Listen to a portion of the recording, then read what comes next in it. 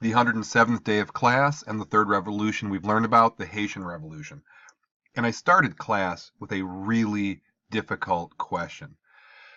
I asked you the worst treatment you've ever received, and you wrote it down on a piece of paper, and I read them out loud, and it ranged from the trivial and the silly and people who made light of it to people who told me stories that made me want to cry, just horrible stories of abuse and everywhere in between. And why would I even ask such a philosophical question? I was trying to have you tap into this human experience of being mistreated. And when you are mistreated, you have a fundamental choice. You can forgive or you can seek revenge. Wide range of philosophies here. Some people forgave things that would be really hard to forgive. Some people were vengeful over small trivial stuff. Some people wrote, I'll forgive, but I'm not going to forget. And somewhere, this notion, everybody kind of has a line. A lot of people have a line, well, I'll forgive up to a point, and that line changes with people. So why do I even bring this up? Because if you think about history, maybe the worst way you can treat another person, besides killing them or torturing them, is enslaving them. And unfortunately, there's been slavery throughout history, but several times people have risen up against that and fought against odds they knew they probably were not going to win, but it was this notion, I would rather die fighting than live as a slave. And people briefly went throughout history, 2,000 years here, to ancient Rome and to Mexico and Jamaica and America. And there was one common theme in this brief research of these people, that it was better to die with dignity, to fight for your rights, that you cannot keep people down forever. They will rise up. Time and time again, geography doesn't matter, time doesn't matter. It's this human emotion to say, we are going to rise up. Now, the most successful slave uprising in history was Haiti. I'm going to briefly tell you the story of what happened in Haiti. So the Haitian Revolution begins in 1789 to 1804. This is the age of revolutions. It began in 1750, and throughout, these years, revolution was breaking out all over the world. And Haiti is no exception. In this picture, you can see the Haitians working very hard, cutting sugarcane. You see the French slaver in the background with a whip, and this one here. And eventually, they took revenge against these people. So let's get the geography out of the way. In modern times, this island houses two countries. Now, to the east, it's called the Dominican Republic, and they speak Spanish. It's a different country. It's a different culture. Now, to the western part of the island, it's called Haiti, and they speak French, very different culture. And the reason why, there's a geographic dividing line, very difficult to get past. In fact, even in modern times, you'd get in a boat and go around instead of going through the island. So even though on a map it looks like flat and one thing, it's not. Basic thing to get out of the way. And the social structure of Haiti had 20,000 whites, and I say this next group telling you I've never taken a French class in my life, so I apologize if I mispronounce it. 30,000 gens de couleur libre, free blacks, 30,000, and then 500,000 slaves. And again, you can do the math here. It's very disproportionate, and once these 500,000 slaves realize they outnumber some people, they realize they have some potential for some revolution. And before the revolution, it was very much what we learned about earlier, the triangular trade route, where European nations went to Africa, acquired slaves, the Middle Passage to the Americas, where they worked getting raw materials, which were brought back to Europe for finished goods, and the profits were taken to Africa, and so on and so forth. And the big crop in Haiti was sugar and coffee. And oftentimes they go together. And people love those two things. I love those two things. Sugar and coffee will always have a market. It did then, it had now. And because they produced so much sugar and coffee, it was the richest colony in the world. That's pre-revolution. And then early events, white planters wanted to rule it, and the gens de couleur libre, they wanted equal citizenship. And the early events are leaning toward this white domination of the country. But the slaves were inspired. They heard word that there were other revolutions that preceded theirs, France, the United States, and it's this notion, hey, if somebody else is successful, logically speaking, I can be successful. And then we had this man, and this man was Vincent Houche.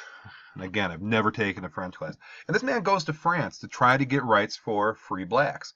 And he's greeted back by getting chained to a wagon wheel and repeatedly run over. And the whites keep the colony. And again, serves as a bit of as a spark, as a catalyst for revolution, to know that these people who are moving toward more liberty get treated like this. You know, martyr might be a strong term, but in a sense, a minor martyr to get kind of the wheels going for revolution. And then in 1791, the guerrilla attacks. Okay, it's not like the monkey in the Detroit Zoo. You know, ooh-ah! Guerrilla is sneak attacks. And if you are going against somebody bigger and stronger, you don't go toe to toe with them. You don't square up with them. Sneak attacks. You know, you hit them, run. Hit them, run. And it was working a little bit, but again, real revolution requires two things: centralized organization and leadership. And these guerrilla attacks were not super organized, and these Maroons, as they were called, you know, they were in the mountains and the forest, and it wasn't a full revolution at this point.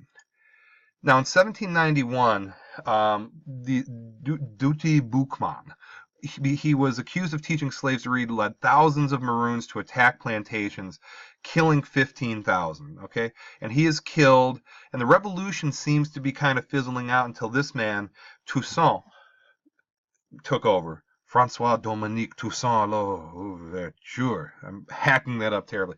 And he becomes the leader, and again, he is the unifying force. He is the real leader, and he insisted on discipline, and he got it together. And the revolution's on. At this point, it is on. And bands of slaves slaughtered every white person they encountered. They used fire. Fire is cheap and effective for destruction. Torched the property, you know, houses, plantation, and in the end, it left an estimated 10,000 blacks, 2,000 whites, and 1,000 plantations gone. Okay, so this was a heavy duty. Not all revolutions are violent. The Haitian one had significant violence. And a picture says 1,000 words. And again, you can see here's the Frenchman with the gun, and here's the Haitian with club and the blade that can cut sugar cane. And it was just all out chaos. You see the fire in the background. This is it. This picture shows what was happening.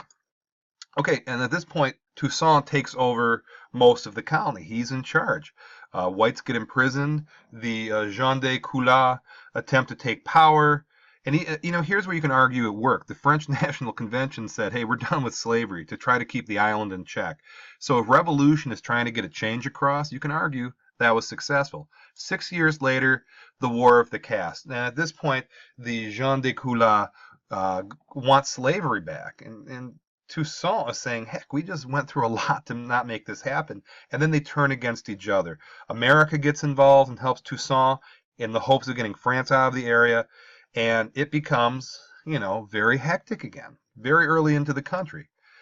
And things got bad. Money got short. And in desperation, Toussaint becomes a really harsh dictator and gets money. And he reimposes the old system that he fought against earlier on. And he put people back to work. And he used freed slaves as forced labor. And wasn't calling it slavery, but it was going back. And by the way, if you were an old slave, you had to be like, holy cow, I thought I was done with this. So they weren't happy with this. And it didn't work. It did not work, to the point where he is kidnapped and taken to France, dies of neglect and starvation in jail. So this is the end of Toussaint. And the man who takes over is a man named Jean-Jacques Dessalines, and he started to hang French prisoners, and violence keeps on going. The U.S. and Britain are fearing slave revolts. They only cover the murder of Frenchmen. It's causing shockwaves throughout the world. And the French flee and reestablish slavery on the nearby island of Martinique. So the French are gone. It's violent. It's, you know, breaking down. And there's some degree of normalcy. Dessalines declares independence, calls it Haiti. You can see them cut the white portion of the French flag, sew it back together, and there's the picture. And it becomes subsistent farming. And at this point, it goes from one of the richest colonies in the world to one of the poorest. And in modern times, it's still struggling to get out of poverty in a lot of respects. So going full circle, some questions to end with. Was the Haitian Revolution a success, failure, or somewhere in between? Now, you can make the argument the French did abolish slavery in the colony, but they just went to Martinique and continued it. Is that really a success? Toussaint unified the people, got them together, led a successful revolution, but then he lost it years later. If you look at it in terms of modern eyes, if you look at modern Haiti, was it a success? Was it somewhere in between? Was it people fighting for their liberty against great odds? You can look at it a lot of different ways. Historical perspective is like that. I'm going to leave that up to you. And here's the question. Forgiveness versus revenge. What produces the best outcomes personally and historically? Now, personally, you got to dig deep and look at yourself. But if you look at history, the Haitian model was more modeled out of revenge. The French wronged me, we're going to go after you. Now, some revolutions, you take South Africa. Nelson Mandela, who once he was freed from about 10,000 years in a prison cell for leading the African National Congress, in a sense, went about it without revenge and, in a sense, I would maybe nonviolence, and South Africa's doing a lot better than Haiti.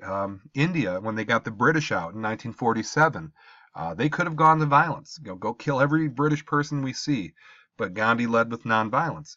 India's doing better than Haiti. Even the American Civil Rights Movement was led by Dr. King, forgiveness, nonviolence, and you can, extrapolate from that. In terms of the long term, what's a better choice of action philosophically?